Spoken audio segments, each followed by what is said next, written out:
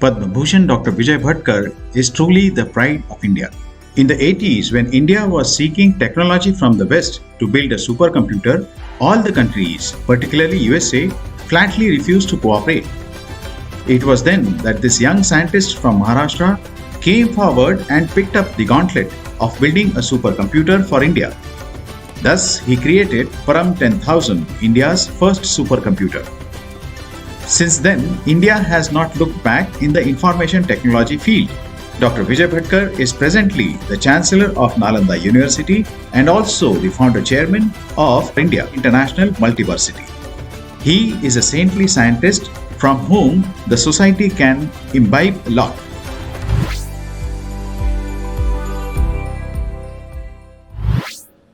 The purpose of university and that knowledge is to understand that nature of reality whom we have talked about, what Swami Vivekananda talked about.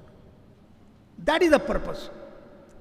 And here, the fundamental notion is, and I would like to share with my friends, the professors here, that we have now come to the computer science to understanding the nature of information, and then beyond that, understanding the entropy and other finer dimensions or the subtle dimensions of, we are just touch upon that the architecture of brain, the architecture of mind, I think the architecture of consciousness, whom sir you have talked about here, wrote, and you have shared those books with me, and I really say that kind of thing, we have a distinguished guest here, who has extensively written on the nature of consciousness.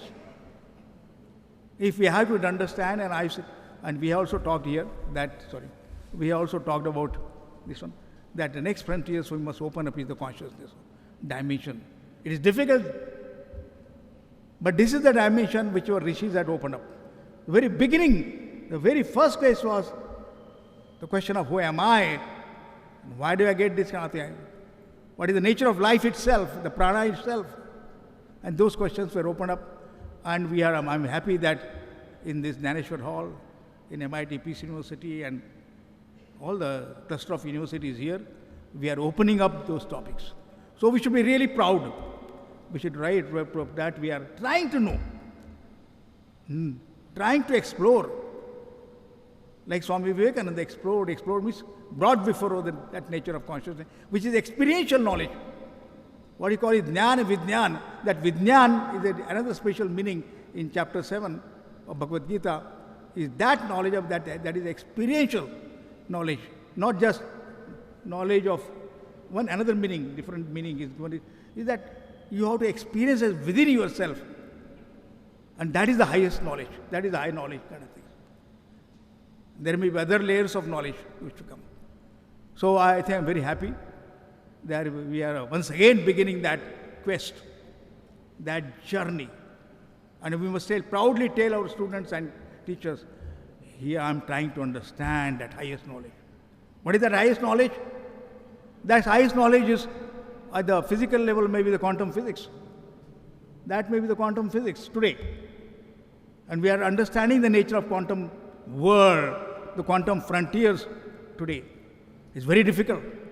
People say about quantum reality or quantum physics, going beyond the physical sciences, is that if somebody claims that he has understood and is understanding quantum physics, you be sure that he has not understood. And this has come from the greatest scientists. So those kind of things, the dimensions of which we are trying to explore, we should explore. Of course, we are talking about engineering, technology, and other arts and technology things. They are there. They are all there, no question of that, the practical and pragmatic realities. But they are sublime realities which we'll have to understand. But Swami Vivekananda, he experienced that with Swami Ramakrishna, Paramhamsa. He actually experienced that, he gave that experience to him, and that was the experiment, as experience, and then only said, I will believe it. Is there God? Can you show me? Swami Vivekananda asked that question to Ramakrishna. And Swami Ramakrishna Paramahamsa gave that experience to him. And from there, whole transformation occurred in Swami. So that knowledge we are exploring here. I'm happy that universities, I think We should not be shy that we are discussing spirituality. We should not be shy that we are discussing religion. Religion in true sense, not the religion that has been done in these portals of universities, of the modern universities of today. We have touched upon this in the new policy, but we should say we are very proud that we are trying to understand these very frontiers of knowledge. So our new Vice Chancellor is here and something. I think we should be proud that we are discussing. We are trying to understand.